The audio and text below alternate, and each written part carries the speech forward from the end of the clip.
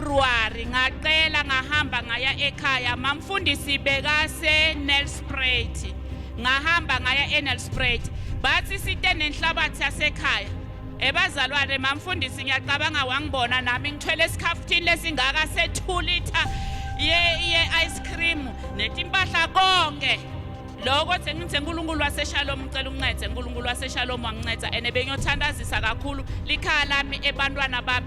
lo munye bese kayena 7 years solo enda le course euniversity ingasenamali yokubhadala but ngithi God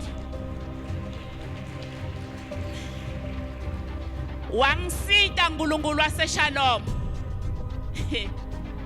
mamfundisi wangithandazela wathi uma kangithandazela ngathatha lenhlabathi ngathi uma ngifika ekhaya ngafika late ngoba ekhaya kusekutheni lana lintulu angisakwati ngiyasaba naloku yoshaya lelitshe ngoba ngathi lengozo yelitshe ngiyasaba ene kulona but ngathi uNkulunkulu wami la ngishaye khona wena udoqedzelela waqedzelela uNkulunkulu mhla ka24 February umntwana nami kumnyama kungabhaleki yena loyo bekayobhala imodule eyi1 le bekayifeyila waphasa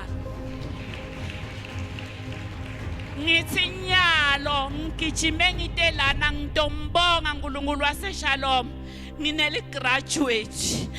mntwana nami mhla ka20 May uya graduate ngiyabonga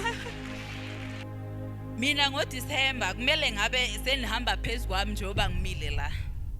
kodwa ngamandla seShalom akwenzeka ngalokho mina ubaba angimazi ngihlale ngimbone eTV kodwa samfonela nobaba wasendlini kwaku3 extend wathi uzosibeka emthandazweni nangempela kwenzeka lokho ke benganayo imali nginganalutho kodwa ngakwazi ukuthi ngithathe kadla abantu abami ngihambe ngembongolweni ngiyofuna imali yokuthi ngihambe ngiye eRandfontein ngiyofuna ama product aseShalom ngihamba eRandfontein angazi kodwa ngafika la ngiyakhona ngani ngoba lento ngifuna ukuthi yenzeke phakathi kwami nenhliziyo yami ilela ngiyakhona lapha nje ngizobonga ukuthi ngoba ngilapha nje ngama product aseShalom ngiyabonga igama lami Evelyn Ngwenya mphuma eZimbabwe ngithanda ukubonga lami ngama product alana ekhaya ngathenga ikhalenda sokule 2 weeks back I think ngangihamba lo sisizanele ngathi ngifika endlini ngayifaka ngaphansi kwebed yami ngithi kusisizanele uthi ngithiye ngifaka ikhalenda le ngaphansi kwebed yami ngayifaka ngaphansi kwebed ngaphuma ngazihambela ngabuya kusasa kwakhona mangifika lapho ngithola ingubo yami yangaphansi iphezulu kombheda ngiyazi ukuthi ingubo le icashe nini ngiyithola iphezulu kwebed ngiyazibuza ukuthi kati le ngubo why ilapha mina ngishiye kungena lutho ngaphansi phezulu kwebed yami ngithi ngisamangele kanjalo ntshelo sisizanele uthi ngamandla ekhalenda lelo lithengile and then ngifike futhi ngeSunday ekseni ngithola umsisi phansi uthi kimi ngifuna umuntu ozongiwashela nginika imali ngithi ngikhona vele mina angisebenzi ngoba ngisebenza ama piece job sometimes ngizokwashela wathi uzothatha impahla zami ungiwashele nginikeze i200 bazala ngiyabonga umusa walapha ebandleni ngiyabonga kakhulu ngifumene uJesu ezinsukwini zokugcina sengizohlala naye zolo namhla naphakade ngiyanibonga ngegama laJesu Kristu nangengelosi yala ekhaya mina iShalom ngiyibone eTV mangivula iTV ngalibona lesonto le ngabona ukuthi hayi la kule sonto ngathi umuntu uyaphila ngeze sonto kodwa into engizokhuluma ngayo nje ukuthi ngolwesibili bengise deep slot ubaba umpostole lapha ngiyabonga ukuthi bengihlushwa isithende ngakhona nokunyathela ithe ubaba makangithandazela mangithandazele ngibambi ngezandla ngolwesibili ithe ilanga elandelayo ngayibona ukuthi sengcono wangithandazela wangitshela nezinye izinto bezihlupha impilo yami zingihluphela umsebenzi ngakhona ukusebenza ngisebenza umsebenzi uphela kodwa ubaba ungibambile wangithandazela wangitshela zonke inkinga zami ngiyabonga shalom ngithi nami ngizobonga ugxobo lika baba uNdlovu engangimbona kudala mshoyisi over 3 or 5 years ngimbone eTV lo ngithi ngizoke ngiye kubaba uNdlovu azonginceda ngithi ngiyabonga ngilapha nami ngenxa yokuzala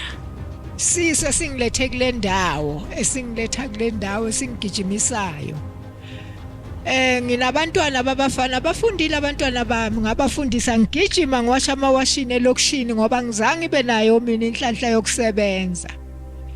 Manje bengibona ukuthi abantwana bami bazoze banqumane babulalane bengena phakathi kwakhe kwabo mase kuliwa abaphuza utshwala bayabhema. Ngena phakathi kwaqelemba ngithi ngcono bulala mina. Ulabantwana mase kuliwa uyi-social work omunye uyiphoyisa soldier everything unama firearm so ngithwele kanzima kodwa njengoba ngicala ukuhamba la ekhaya bebengakhulumisani sebayakhuluma endlini. Ngibonga nje ukuthi ngoba sebayakhona uthi sawubona komunye kufike omunye umzukulu usho ukuthi uyi midwife wentombazana ngoba ngangihlolo mangibakhulisa ngithi ningayihambi imizini yabantu ngoba ningaba sebukhosini ngoba nizohamba nithwala la emzini yabantu nizobeletha njengoba bebeletha. Ngithe ngisekuhluphekeni bangitshela ukuthi angiyobatshela ukuthi abaphume emzananeni bangangeni kuwo ngoba bayothwala lapha yena kunezinto abacushwe ngazo ngabonisa ukuthi zifakwe kuphi. Bathi hayi wena mawe ukuthi uyamzonda leyo muntu. Nginabazukulu engabakhulisa umama wabo washona bebancane ngibafundisa. Ngiyabonga uxhobo lase Shalom kababa umpostoli uNdlovu. Mina lungisebenzele ngiphilile namhlanje. Amen.